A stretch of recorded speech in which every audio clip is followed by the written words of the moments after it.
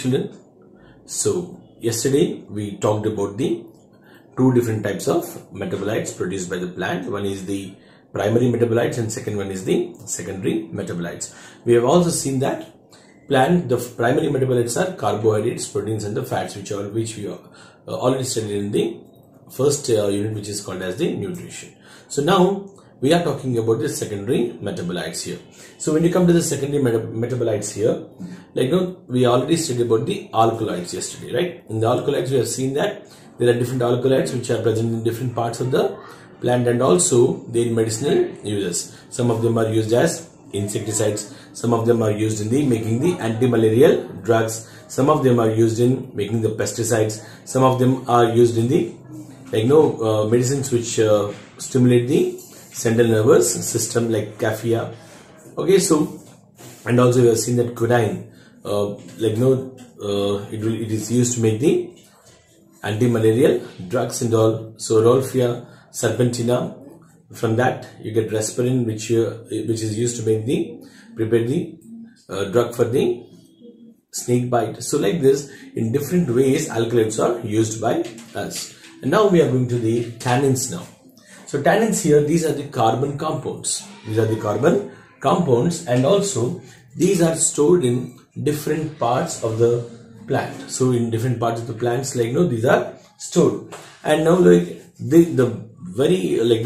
great usage of the tannins is that they are used in tanning of the leather, because when you take the skin of the animal, you cannot directly use it directly, right? You cannot use that because it's absolutely wet. Okay, and to make it into a leather, that is only a skin of the animal, and we should make it into a leather. So to make the skin into the leather, we use these tannins which are produced by these plants, right? And especially these tannins are also used in making the medicines. So you can take the examples of the acacia and the acacia, right? They are the two plants which usually produce the tannins, and tannins are used in tanning of the leather, that is conversion of skin into leather by applying the tannins. And tannins are also used in the medical industry, that is making in the medicines and all. So that is how these tannins are also very, very useful to us. The second one is resins. So resins here, these occur in the gymnosperm. Gymnosperm in the sense the plants will produce the naked seeds. That means these seeds are not enclosed anywhere. Cycas, right? Pinus we have seen in the 9th class, right? So the seeds are directly exposed outside. So they are not in the seed like mango or the guava and all. You can find the seeds inside the fruit and all. But here these are the directly naked seeds, and directly you can take the seeds and you can use them. So those plants are called as the gymnosperms, and especially when you come to the resins and all, the gymnosperms. In gymnosperms you can see this resins.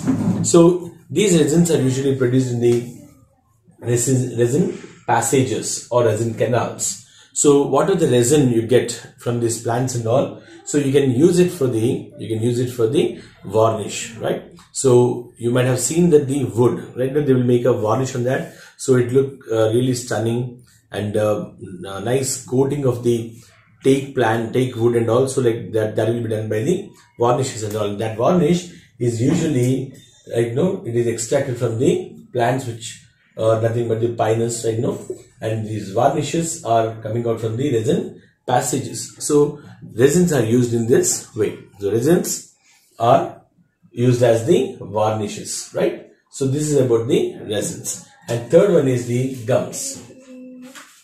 Gums are kind of a sticky substance, right? It's a sticky substance. You might have seen the gum on the trees, right? Especially when you see the acacia plant and all, tumachettu, you can see the gum. On the neem tree also you can see the gum.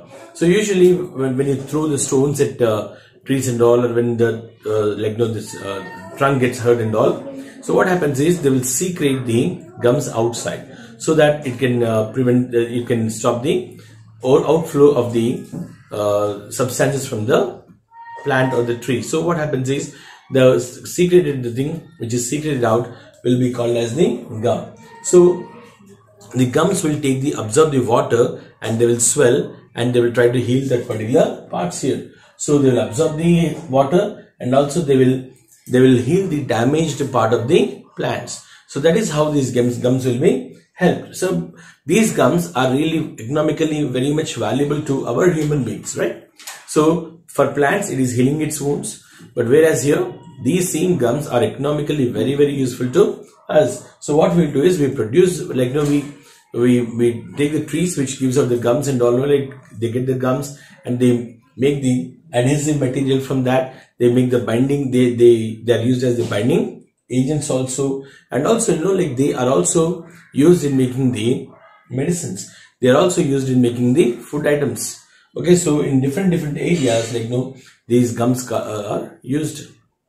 So especially you can take the neem plant and also the acacia plant, from where the gums are being secreted. So plants usually here, the gum, whatever the gum which is secreted here, it is a secondary metabolite. The resins are the secondary metabolites and the tannins are the secondary metabolites. And now we'll come to the very important topic, that is the latex. So latex is also very important here. It is a sticky milk white substance. Remember that it is a sticky milk white substance. Okay, it will be given out from the latex vessels and the latex cells. So if you have seen, like, no, there will be a tree here, and what they will do, they'll make some passages, and they'll make some passages here, they'll make some cuts here, and all the white color fluid will keep on flowing, and they'll keep some buckets here, and whatever the bucket, what are the things, or what are the milky white substance which is coming out, that will be stored in these buckets. So now, using these buckets, especially of the Hevina brasiliensis, what happens is the rubber is produced from that. So they will add some other chemicals in that, and they will make it into a fine rubber, and that rubber will be used for different purposes, as we know. And also there is a plant, another plant, which is called as the jatropha plant. And from jatropha plant we are also producing the biodiesel. So biodiesel is also produced from the plant called as the jatropha, right? The latex which comes out from the jatropha is used as the biodiesel. So here these are the two very important MCQs here. Which plant gives out the biodiesel? That is jatropha. Rubber is extracted from which plant? That is Hevia brasiliensis. So these are the two very important questions from here. And also, which is used as a varnish? That is, resins is used as the varnish, which are used in making the leather, that is the tannin. So like this, in MCQs also you can get this kind of questions, and easily you can answer if you remember all these things. Okay, so by this we come to the end of the secondary metabolites. Okay, children. So children, here even chewing gum is also a kind of latex which is usually produced from the plant, right? Latex of a particular plant. So that is also one of the thing. And also the pollen grains, usually which comes out from the plant and which comes into the air. If you breathe them, if they go into your body, they will cause the asthma, and also they will cause some kind of irritation things and all. So they can also cause the skin allergies also. So these are also the different things which you have to remember. And now the question is that, do roots secrete? Do roots secrete? Yes, roots will definitely secrete. According to a person whose name is Bruggeman, and he is a botanist.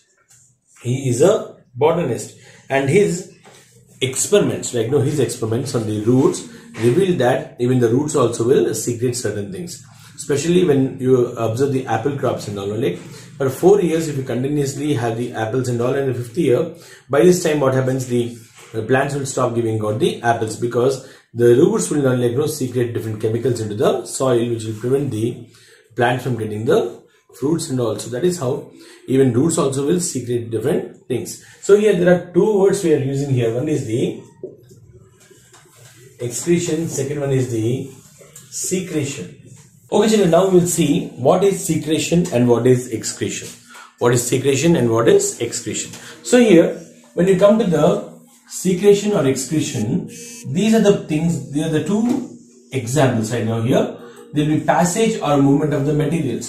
So if you take the excretion, there will be passage and movement of the materials, and if you take the secretion also, there will be passage and movement of the materials. And if you take the eliminating, or eliminating the unwanted components in the excretion and also in the secretion. So whatever the things which are there which are not necessary for the plant, like they will be secreted. So both are the like you can say similarities between the excretion and the secretion. So now when you come to the excretion here, you can take the human beings now, like what they will do is they will excrete the tears, excrete the urine, carbon dioxide, and also the sweat. So these are the things which are not necessary for the human beings, right?